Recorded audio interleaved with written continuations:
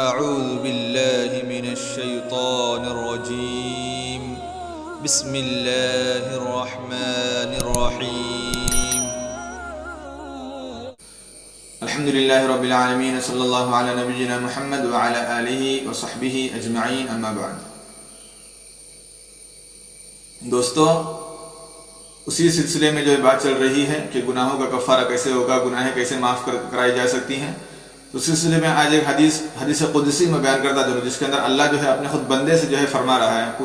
پوچھ رہا ہے یا کہہ رہا ہے کہ یا ابن آدم، اے بندے، انک لو اتیتنی بقراب الارض خطایا ثم لقیتنی لا تشرک بی شیئا لاتیتک بقرابها مغفرۃ۔ سید ترمذی کی حدیث ہے کہ اے آدم کے بیٹے، اگر تو زمین میں بہت زیادہ گناہ کر بیٹھا ہے اور بہت زیادہ گناہ کر بیٹھا ہے، اتنے گناہ کر بیٹھا ہے، اور اس کے بعد کیا کریں، اور پھر مجھ سے مغفرت طلب کرنے کے لیے ملے۔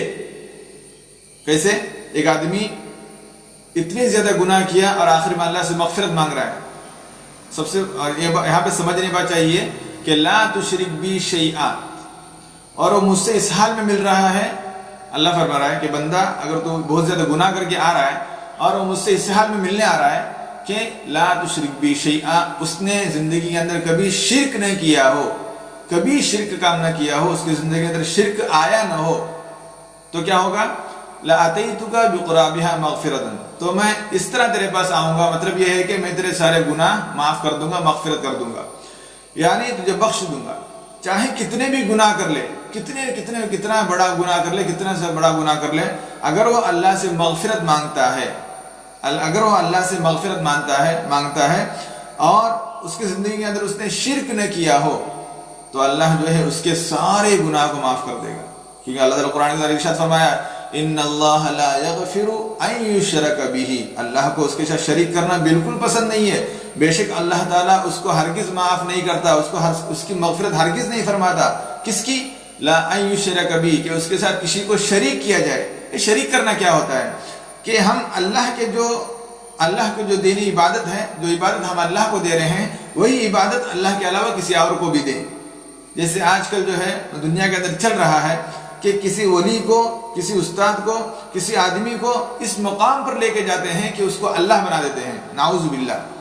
یعنی اس سے ہی کام ہوگا، اسی سے ہی کام ہوگا، جو بھی پریشانیاں ہیں، جو بھی مصیبتیں ہیں، اس کے سامنے بیان کرنے سے، اس کا ہاتھ کو بوسہ دینے سے، اس کے گلے ملنے سے، اس کے ساتھ بات کرنے سے ساری پریشانیاں دور ہوتی ہیں۔ اس کے بعد جو ایسی حکمت ہے کہ اس حکمت سے جو ہے لوگوں کی بیماریاں دور ہوتی ہیں، لوگوں کو شفا ملتی ہے، لوگ جو ہے پریشان حال سے سکون کی زندگی میں آتے ہیں۔ یہ سب عقیدہ رکھنا، یہ شرکی عقیدہ ہیں، یہ سراسر شرک ہے۔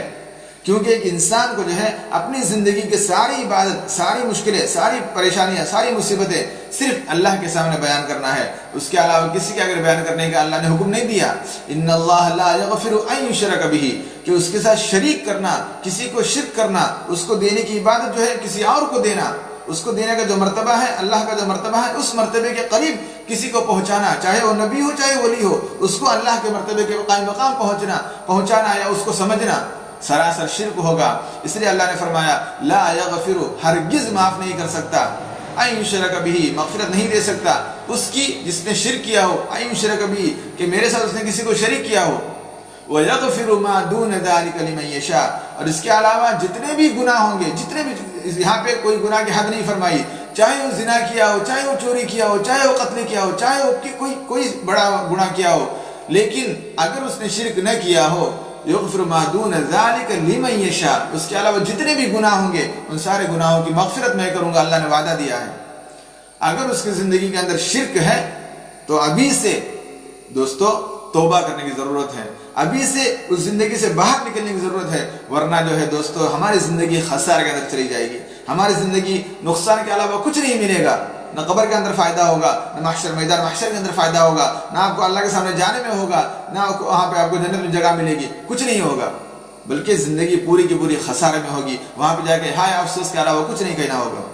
تو دوستو ابھی سے ارادہ کر لیں کہ زندگی کے اندر ایسا کوئی عقیدہ ہے کہ ہم اپنی دکھ پریشانی کسی ولی کے پاس، کسی پیر کے پاس، کسی آدمی کے پاس جا کے پریشانی بیان کرنا چاہتے ہیں یا بیان کر رہے ہیں یا بیان کرتے جا رہے ہیں تو اس کو ابھی سے روک لیں، ابھی سے اس کو روک لگا دیں، تاکہ پریشانی دینے والا بھی اللہ ہے، پریشانی دور کرنے والا بھی اللہ ہے، بیماری دینے والا بھی اپنا رب ہے، بیماری کو شفا دینے والا بھی وہی رب ہے۔ تو جو پریشانی دیتا ہے اسی کے سامنے اس پریشانی کی بات کریں تو اس پریشانی کو اللہ ہی دور کرے گا، اور کسی کے ہاتھ میں طاقت نہیں ہے اس پریشانی کو، اس بیماری کو، اس مصیبت کو دور کرے اور تم کو شفا عطا کرے۔ تو